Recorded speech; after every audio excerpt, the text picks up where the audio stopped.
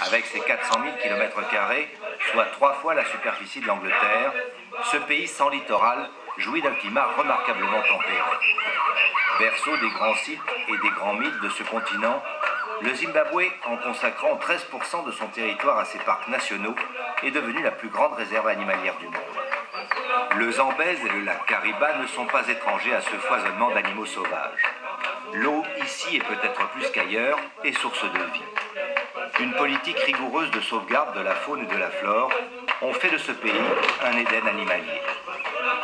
Le Zimbabwe, c'est l'Afrique comme on aime l'imaginer, avec ses baobabs, ses éléphants, ses buffles, ses soleils cramoisis et ses lions.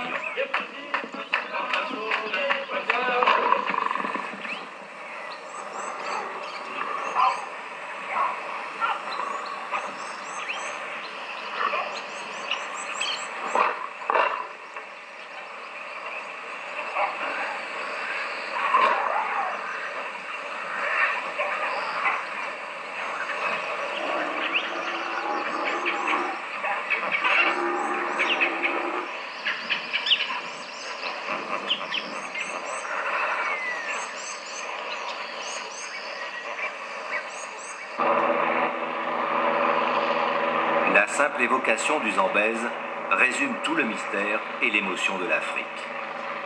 Depuis les hauts plateaux de Zambie, ces eaux parcourent 2700 km à travers la géologie de 4 pays avant d'atteindre l'océan Indien sur la côte du Mozambique.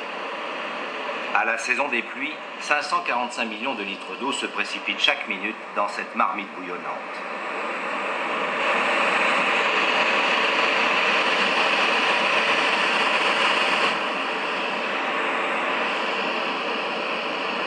Je vais commencer un peu à droite. Il y a une assez grande vague. Deuxième, il y a 2 ou 3 grandes vagues. Le troisième, il y a un trou à droite. Alors, je vais l'éviter à gauche. Et puis le quatrième, peut-être les plus grandes vagues qu'on va voir aujourd'hui. On y croit.